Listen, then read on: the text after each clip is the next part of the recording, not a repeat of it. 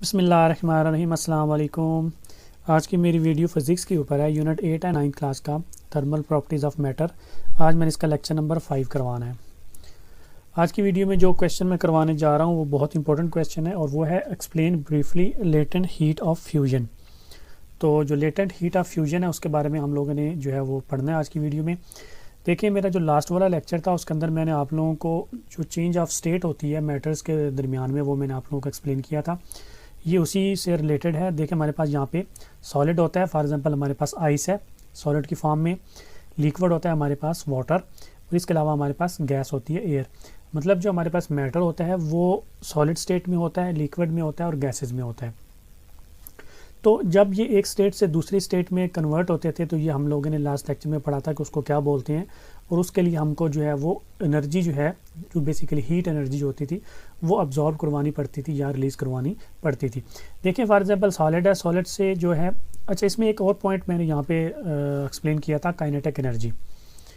ठीक है, जो सॉलिड्स हैं उनके मॉलिक्यूल्स के दरमियान में काइनेटिक एनर्जी कितनी होती है, लिक्विड्स के दरमियान में कितनी होती है, गैस के दरमियान में कितनी होती है। जो सॉलिड्स होते हैं इनके दरमियान में देखिए इंटरमॉलिक्यूलर फोर्सेस बहुत ज़्यादा स्ट्रॉन्ग होती हैं, जिसकी वजह से इनकी काइनेटिक एनर्जी जो होती है वो लो होती है। जो लिक्विड्स होते हैं हमारे पास, इनके अंदर जो इंटरमॉलिक्यूलर फोर्सेस होती हैं वो मिडल में होती हैं सॉलिड और गैसेस की निस्बत, इसलिए इनकी जो काइनेटिक एनर्जी है वो भी मीडियम होती है। और जो हमारे पास गैसेज होती हैं इनके दरमियान में इंटरमॉलिक्यूलर फोर्सेस बहुत ज़्यादा वीक होती हैं, जिसकी वजह से इनकी जो काइनेटिक एनर्जी है वो ज़्यादा होती है। अब एनर्जी, बेसिकली काइनेटिक एनर्जी क्या होती है, इंटरनल एनर्जी होती है किसी भी ऑब्जेक्ट या किसी भी बॉडी के अंदर। तो फॉर एग्जांपल हमने जाना है सॉलिड से लिक्विड के अंदर। अब सॉलिड के अंदर देखें तो हमारे पास जो एनर्जी है वो है लो। अब लो एनर्जी से हमने जो है वो हाई एनर्जी में जाना है। जो लिक्विड्स होते हैं उनके दरमियान में जो एनर्जी होती है वो ज़्यादा होती है, तो हमने लो एनर्जी से हाई एनर्जी में जाना है। तो इसका क्या मतलब हो गया कि सिस्टम के अंदर हमको एनर्जी ऐड अप करनी पड़ेगी, क्योंकि फॉर एग्जांपल देखिए इसकी एनर्जी है 20, इसकी एनर्जी है 50, तो हमने 20 से 50 में जाना है, तो इसमें क्या करना पड़ेगा, एनर्जी जो है वो ऐड करनी पड़ेगी। तो इसलिए जहाँ पे थर्मल जो एनर्जी होती है वो क्या की जाती है, अब्जॉर्ब करता है। जो सिस्टम होता है वो क्या करता है, एनर्जी को अब्जॉर्ब करता है। ये मैंने लास्ट लेक्चर के अंदर ब्रीफली एक्सप्लेन किया हुआ है, इसलिए यहाँ पे मैं थोड़ा अभी जो है वो इन चीज़ों को थोड़ा जल्दी एक्सप्लेन करूँगा ताकि हम अपने मेन टॉपिक की तरफ जो है वो मूव करें। तो एनर्जी टेक इन करनी पड़ती है।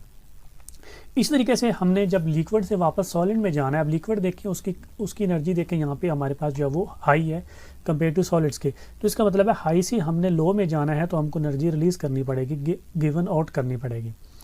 अच्छा, ये जो प्रोसीजर हमारे पास हो रहा है, सॉलिड से हम लोग जो है वो लिक्विड में जा रहे होते हैं।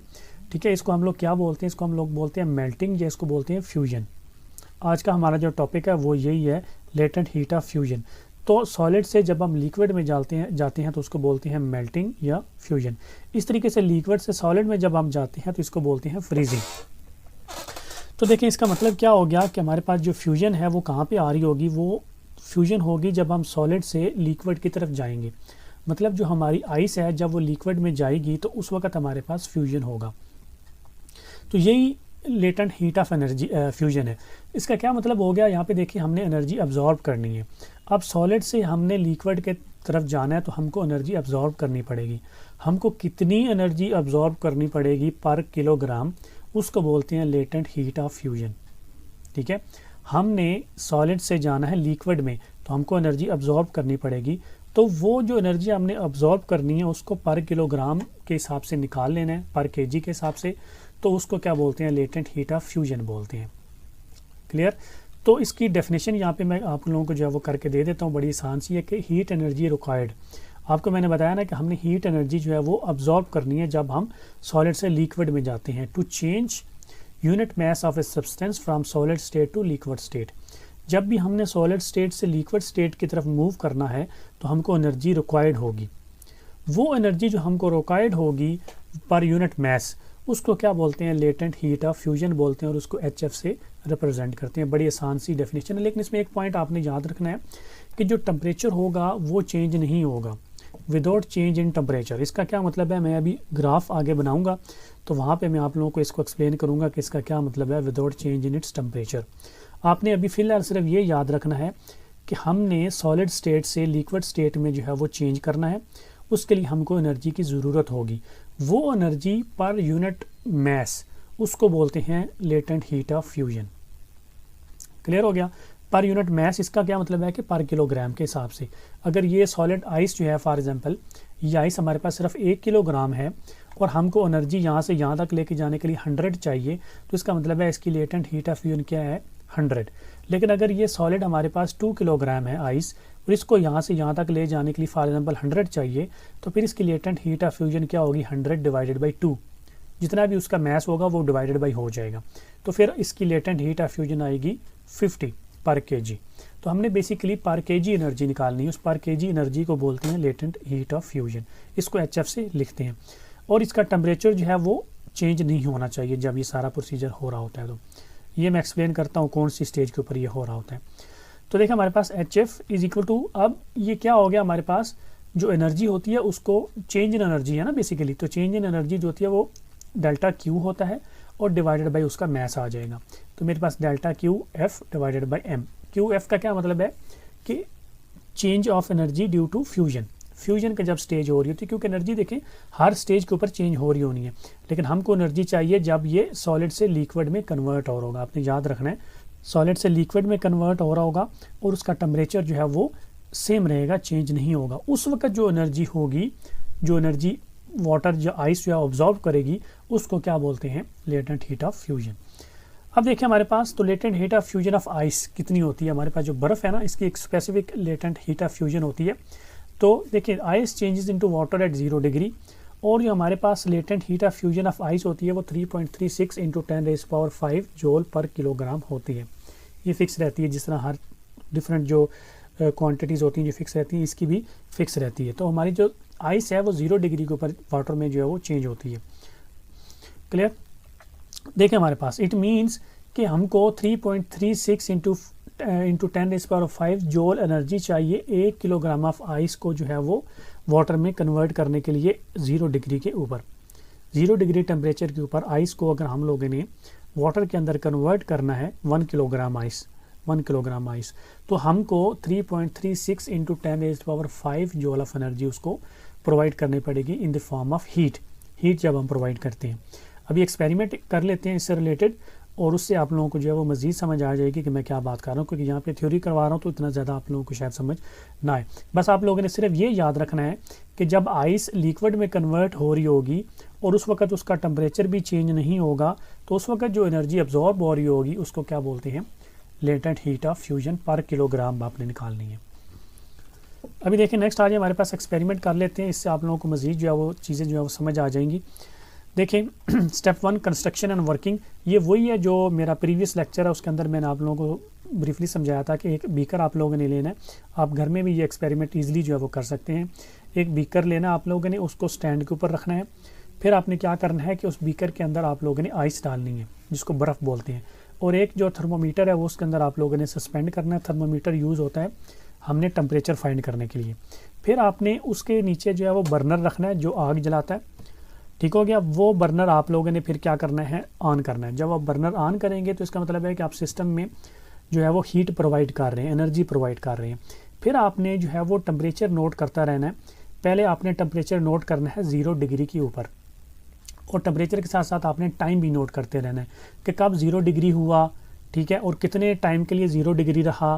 फिर आपने नोट करना है कि कब 0 से ऊपर जाना शुरू हुआ और कब 100 डिग्री पे पहुंच गया। तो ये सारी स्टेजेस आपने नोट करनी है। देखें सेकंड स्टेज आती है calculation of latent heat of fusion of ice. ये आपने कैलकुलेट करनी है। कैसे करनी है मैं आप लोगों को बताता हूँ। सबसे पहले आप लोगों ने ग्राफ बनाना है। ग्राफ के ऊपर वाई एक्सेस के ऊपर आप लोगों ने टेम्परेचर रखना है डिग्री सेंटीग्रेड में, और एक्स एक्सेस के ऊपर आप लोगों ने टाइम रखना है मिनट्स के अंदर। आप लोगों ने क्या करना है, बीकर के अंदर आइस डालनी है। आइस डाल के उसके नीचे जो है वो बर्नर को आग लगानी है और टेम्परेचर नोट करना है। फॉर एग्जांपल हमारे पास देखें 30 डिग्री -30 होगा, 0 होगा, ठीक है, इसके अलावा 100 होगा।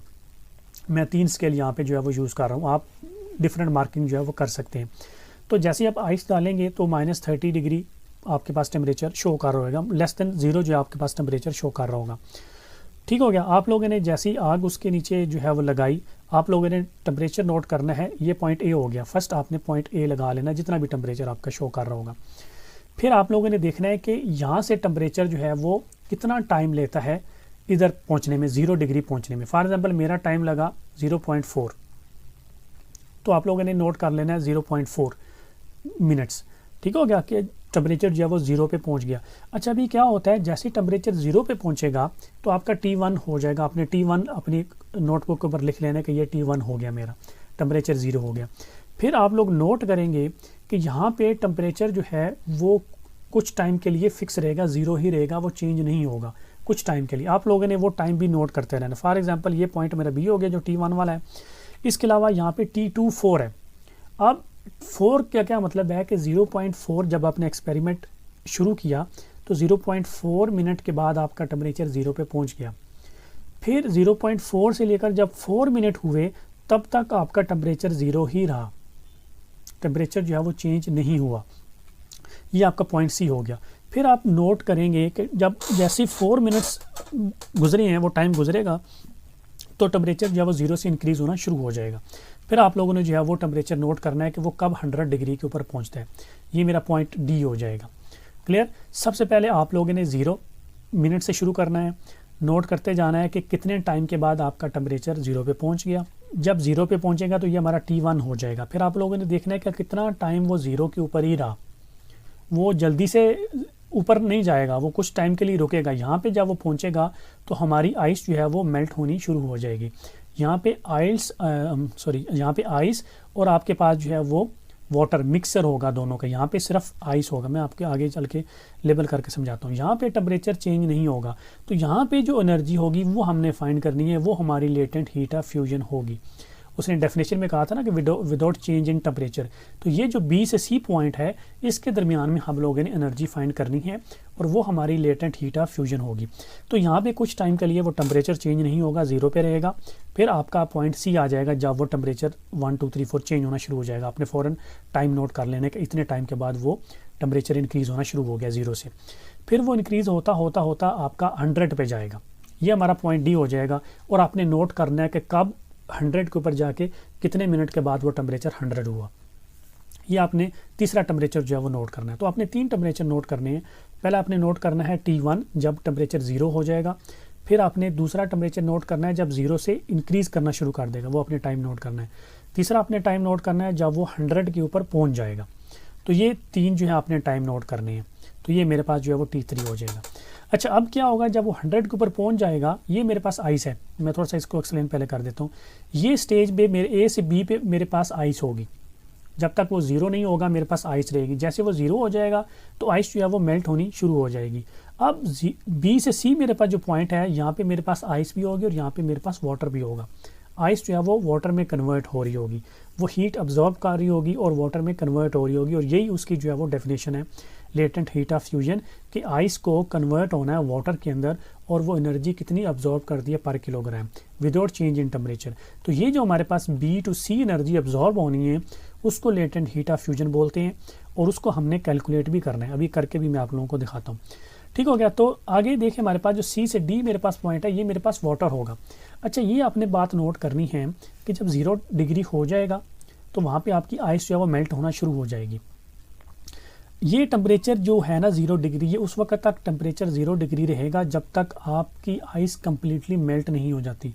जब आपकी आइस कम्प्लीटली मेल्ट हो जाएगी तो वो आपका पॉइंट सी होगा और वहाँ पे आपका जो टेम्परेचर है वो इंक्रीज़ होना शुरू हो जाएगा। मतलब सी के ऊपर आपके पास सिर्फ वाटर होगा, आइस नहीं होगी। बी से सी आपके पास वाटर भी होगा और आइस भी होगा। तो इसलिए यहाँ से टेम्परेचर जो है वो इंक्रीज़ होना शुरू हो जाएगा और ये हमारे पास सिर्फ वाटर होगा, ये वाला एरिया। क्लियर। तो ये आपने पॉइंट जो है वो नोट करना है। अच्छा देखिए, यहाँ से जब 100 पहुँच जाएगा तो 100 के बाद आपका क्या होगा कि 100 जो है वो फिक्स रह जाएगा। फिर सिमिलरली यही स्टेज की तरह इधर भी 100 जो है वो सीधा हो जाएगा। लेकिन अब यहाँ पे पानी नहीं होगा, यहाँ पे पानी के साथ जो है वो वाटर वेपर जो वेपर्स होते हैं वो भी मौजूद होंगे, बुखारात जिसको बोलते हैं। तो वाटर एंड स्टीम जो है हमारे पास मौजूद होगी डी से ई पॉइंट की तरफ। ठीक है। तो ये इस तरीके से आप लोगों ने जो है वो ग्राफ बनाना है और इस तरीके से आप लोगों ने जो है वो टाइम नोट करना है। फॉर एग्जाम्पल देखिए, आप बी के ऊपर कुछ टाइम नोट करेंगे जो 0.4 अराउंड आना चाहिए, सी के ऊपर 4 आना चाहिए और T3 के ऊपर आपका जो 8.6 आना चाहिए। अभी हमने इस पूरे ग्राफ को यूज़ करते हुए latent heat of fusion find करनी है। याद रखिएगा, लेटेंट हीट ऑफ फ्यूजन होती है पॉइंट बी से सी तक जब आपके पास आइस और वाटर मौजूद होते हैं, क्योंकि डेफिनेशन भी यही है, आइस ने वाटर में कन्वर्ट होना है और कितनी हीट जो है वो अब्जॉर्ब करेगी पर यूनिट मैस, और टेम्परेचर सेम रहना चाहिए। तो यहाँ पे टेम्परेचर देखें 0 है, सेम है, टेम्परेचर में कोई चेंज नहीं आया। यहाँ पे टेम्परेचर में चेंज आया, यहाँ पे तो ये तो केस ही नहीं है हमारा। तो यही टेम्परेचर एरिया है जहाँ पे हमारा टेम्परेचर जो है वो सेम रहा है, यही वो डेफिनेशन में कह रहे हैं और यही चीज़ जो है वो एक्सप्लेन कर रहे हैं। अब इसको निकाल लेते हैं, इसी एक्सपेरिमेंट से, इसी ग्राफ से इसको निकाल लेते हैं। बड़ी आसान है, कोई मसला नहीं है, कोई कन्फ्यूजन नहीं है। देखिए सबसे पहले आप लोगों ने लेट कर लेना है कि जो हमारे पास आइस थी उसका कुछ मैस होगा। ऑफकोर्स हमने जो आइस स्पीकर में डाली उसका कुछ मैस होगा। आपके पास अगर आपने मेजर कर ली है तो ठीक है, नहीं की तो आप m उसको जो है अज्यूम कर सकते हैं। तो m is the mass of ice होगा हमारे पास। tf होगा हमारे पास time taken for ice to melt completely. tf हमारे पास होगा time taken to melt completely ice का। आइस की बात हो रही है, कम्प्लीटली मतलब यहाँ पे उसने जो है वो मेल्ट हुई है, यहाँ से लेकर यहाँ तक आइस जो है वो कम्प्लीटली मेल्ट हुई है। मतलब ये जो बेसिकली वो टाइम ऑफ फ्यूजन पूछ रहा है कि टाइम ऑफ फ्यूजन कितना है, वो हमने tf अज्यूम कर लिया। और जो t नॉट है हमारे पास, इसका क्या मतलब है? इसका मतलब है कि वाटर कब बॉयल होना शुरू हुआ, मतलब कि ये 0 है, 0 से लेकर 100 होने तक उसने कितना टाइम लिया। बेसिकली ये C और ये D के दरमियान में जो टाइम है ना, ये है, ये हमारा T नॉट है, ये हमारा टाइम है। अभी हम लोगों ने क्या करना है, इस सारी चीज़ को जो है वो देखना है और इसको जो है वो सॉल्व करना है। देखिए हमारे पास सबसे पहले टाइम टेकन है एट 0 डिग्री, ठीक है, जिसको हम लोग TF बोलते हैं। हमने TF जो है वो निकालना है, जिसको जब आइस कम्प्लीटली मेल्ट हो जाती है। ये हम कैसे निकालेंगे? ये T2 माइनस T1 निकालेंगे। T2 जितना भी आपके पास T2 आया होगा उसमें से T1 आपने माइनस करना है, तो वो आपके पास 3.6 मिनट जो है वो आता है। क्योंकि TF का क्या मतलब होता है? Time of fusion.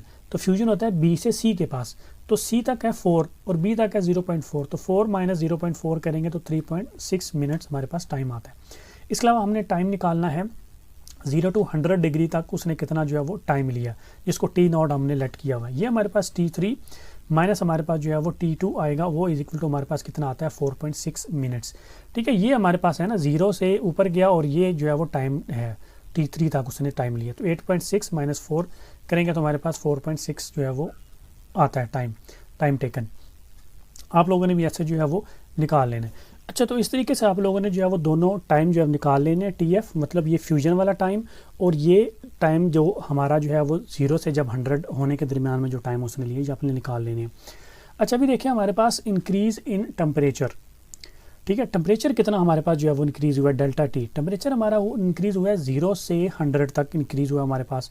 तो 100 माइनस 0 करेंगे तो हमारे पास जो है वो 100 डिग्री आता है, या इसको 100 केल्विन भी लिख सकते हैं। दोनों जो है वो इक्वली रिप्रेजेंट की जाती है, दोनों में डिफरेंस सेम आता है। अगर आप केल्विन के हिसाब से लेंगे तो अभी 100 का डिफरेंस आएगा, अगर आप डिग्री से लेंगे तो अभी 100 डिग्री का डिफरेंस आएगा। तो दोनों का जो है वो 100 केल्विन या 100 डिग्री आप इसको लिख सकते हैं। ये चेंज इन टेम्परेचर आया। अभी देखिए हमको मालूम है जो हीट रिक्वायर्ड है 0 to 100 डिग्री जाने के लिए, जो वाटर ने अब्जॉर्ब की होनी है वो क्या होगी, वो हमारे पास डेल्टा Q होगा। वो इज इक्वल टू होता है MC डेल्टा T। हमको पता है, हमको एक फार्मूला हम लोगों ने पढ़ा था लेक्चर नंबर 2 के अंदर, कि जो हीट चेंज इन हीट होती है या जो हीट रिक्वायर्ड होती है वो क्या होती है, MC और डेल्टा T। C जो होती है हीट कैपेसिटी होती है, कोई भी बॉडी जो हीट अब्जॉर्ब करती है वो होती है। तो यहाँ पे जस्ट मैं वैल्यू लगाऊंगा, M तो मेरे पास नहीं है, C की वैल्यू फिक्स होती है हमारे पास। तो देखें delta Q is equal to M तो वैसे ही रहेगा, और C की वैल्यू होती है 4200 इंटू 100 जो है वो चेंज इन टेम्परेचर मेरा जो है वो निकला है। तो delta Q is equal to मेरे पास आ जाएगी M into 420,000 joule per kilogram. ये आपने वैल्यू जो है वो याद रखनी है। ये हमारी वैल्यू क्या है, ये हमारा चेंज इन टेम्परेचर आया 0 से लेकर 100 तक जाने के लिए हमको जो टोटल हीट उसने अब्जॉर्ब की है वो ये निकली है। ठीक है, 0 से 100 जाने के लिए, 0 टेम्परेचर से मतलब यहाँ से 0 से 100 जाने के लिए उसने जो हीट अब्जॉर्ब की है वो ये है। ठीक है, ये हमने निकाली कि टोटल उसने हीट कितनी अब्जॉर्ब की होगी 0 से 100 जाने के लिए उस सिस्टम ने, वो हमने निकाली M into 420,000 joule per kilogram. ये हमने क्यों निकाली है ये मैं समझाता हूँ आप लोगों को। यहाँ तक पहले आप देख लें इसको एक दफ़ा। TF हमारे पास जो टाइम ऑफ फ्यूजन होता है वो 3.6 मिनट निकला हमारा। T नॉट हमारा 0 to 100 जाने के लिए 4.6 मिनट निकला। इंक्रीज इन टेम्परेचर हमारा 100 डिग्री निकला या 100 केल्विन निकला। ठीक हो गया। और जो टोटल एनर्जी उसने हीट जो उसने अब्जॉर्ब की है सिस्टम ने पूरी टोटल 0 से लेकर 100 तक, वो 420,000 और मल्टीप्लाई बाय M हमारे पास निकली है। इसको मैं यहाँ पे लिख देता हूँ। अभी देखें तो सिंस ये जो हमारे पास हीट निकली है ना, ये उसको 0 से लेकर 100 जाने तक निकली है, टोटल निकली है। मतलब आप ये समझ लें कि ये यहाँ से 0 से लेकर पूरा सिस्टम जो 100 तक गया है ना, वहाँ तक निकली, इंक्लूडिंग दिस वन आल्सो। लेकिन हमको सिर्फ ये चाहिए, ये एरिया वाली हीट जो है वो चाहिए। ये वाली हीट हमको जो उसने यूज़ की है वो हमको नहीं चाहिए, क्योंकि हमने हीट ऑफ फ्यूजन निकालना है। तो वो कैसे निकालेंगे? वो सबसे पहले इसको रेट पर मिनट जो है वो निकालेंगे कि 1 मिनट में, क्योंकि उसने पर मिनट हीट अब्जॉर्ब की होनी है ना, टोटल उसने इतने मिनट लगाए हुए हैं, तो 1 मिनट में उसने कितनी हीट अब्जॉर्ब की होगी वो हमने निकालनी है। तो जो रेट ऑफ अब्जॉर्बिंग हीट जो है वो हम निकालेंगे, वो इज इक्वल टू क्या होगा हमारे पास, वो delta Q divided by T not. ठीक है, टी नॉट क्यों निकाला? क्योंकि ये हमारे पास जो हीट उसने निकाली थी ना, ये वाली, ये डेल्टा टी नॉट टाइम की उसने जो है हीट निकाली थी। समझ गए? ये टी नॉट सिस्टम जो है उसकी निकाली थी, मतलब इस सिस्टम की उसने हमको निकाली हुई थी। तो हमने इसके साथ इसको डिवाइड करना है, तो हमारे पास पर यूनिट जो है वो आ जाएगी कि 1 मिनट में वो कितनी हीट जो है वो ऑब्जर्व कर रहा है सिस्टम। अगर मैं यहाँ से इसकी पर यूनिट निकाल लूँ तो ये टाइम तो मुझे मालूम है, राइट? तो इस टाइम के साथ मैं मल्टीप्लाई कर सकता हूँ। ये ऐसे ही है कि हमारे पास देखिए, ये ऊपर टोटल 100 है, वो नीचे 10 है। फॉर एग्जाम्पल 10 मेरे पास जो कुछ भी कह लें, 10 क्वांटिटी की कोई भी चीज़ है। फॉर एग्जाम्पल 10 मेरे पास पेन है, 10 पेन है, वो 100 के आते हैं, और मैंने 3 पेन की वैल्यू निकालनी है। तो कैसे निकालूंगा मैं? 100 डिवाइडेड बाई 10 मल्टीप्लाई बाई 3 करूँगा, राइट? तो मेरे पास 30 आंसर आता है। तो ये सेम ऐसे ही है कि ये टोटल हीट अब्जॉर्ब की है उसने सिस्टम ने इस टाइम के अंदर, टी नॉट के अंदर। तो 1 मिनट में उसने कितनी अब्जॉर्ब की होगी, और मल्टीप्लाई बाई मुझे जितनी चाहिए होगी। तो heat absorbed in time T F, fusion के टाइम के अंदर उसने कितनी हीट जो अब्जॉर्ब की होगी, उसको डेल्टा क्यू एफ भी बोलते हैं। जो हीट अब्जॉर्ब होती है ना, बेसिकली उसको क्या बोलते हैं? हीट अब्जॉर्ब का मतलब यही होता है कि एनर्जी अब्जॉर्ब। ठीक है, डेल्टा क्यू होती है बेसिकली वो। तो वो उसने कितनी अब्जॉर्ब की होगी? Delta Q divided by T not multiply by T F, क्योंकि हमने टाइम एफ के साथ मल्टीप्लाई करना है ना, एक पर मिनट के हिसाब से वो ले रहा है एनर्जी। तो देखिए हमारे पास यहाँ से यहाँ तक जाने के लिए उसने इतना टाइम लिया, और उसने एनर्जी जो है वो हीट अब्जॉर्ब की है, वो हमने डिवाइड करके वहाँ से पर यूनिट जो है वो एनर्जी निकाली, पर मिनट के हिसाब से निकाल ली। उसको हमने मल्टीप्लाई करना इस टाइम के साथ कि ये टाइम जो हमारे पास है इसमें उसने कितनी, क्योंकि जितनी रेट से वो यहाँ पे एनर्जी अब्जॉर्ब कर रहा है उतने ही रेट से वो यहाँ पे भी एनर्जी अब्जॉर्ब करेगा, इसलिए मैंने इसको टी एफ से मल्टीप्लाई किया है। तो देखो हमारे पास अब मैंने वैल्यूज़ पुट कर देनी है, डेल्टा क्यू एफ की, डेल्टा क्यू की, टी नॉट की और टी एफ की। तो मेरे पास देखें डेल्टा क्यू एफ मेरे पास m इंटू एच एफ आता है। आपको पता है ना कि हीट ऑफ फ्यूजन जो है वो इक्वल टू क्या होती है हमारे पास, वो होती है Q F, delta Q F divided by m। m दूसरी तरफ जाके एच एफ से मल्टीप्लाई हो जाता है, तब भी डेल्टा क्यू एफ आती है। Is equal to delta Q जो है वो उसको ऑलरेडी हम लोगों ने ऊपर जो हम निकाला हुआ है वो मेरे पास है m into 420,000 divided by 4.6। T not मेरे पास 4.6 है इंटू 3.6। समझ गए? इसका क्या मतलब हो गया, ये जो मेरे पास डेल्टा क्यू निकली थी ना, ये 4.6 मिनट्स की थी, लेकिन मुझे सिर्फ 3.6 मिनट्स की चाहिए। तो मेरे पास देखिए m से m कट जाएगा, तो एच एफ मेरे पास इज इक्वल टू क्या रह जाएगी, वो 420,000 डिवाइडेड बाई 4.6 इंटू 3.6 करूँगा तो मेरे पास जो है वो 328,695 जॉल पर किलोग्राम आती है। इसको अगर मैं साइंटिफिक में लिखूंगा तो मेरे पास 3.3 इंटू 10⁵ जॉल पर किलोग्राम आंसर आता है। ये इसकी जो है वो हीट ऑफ आइस है पर किलोग्राम।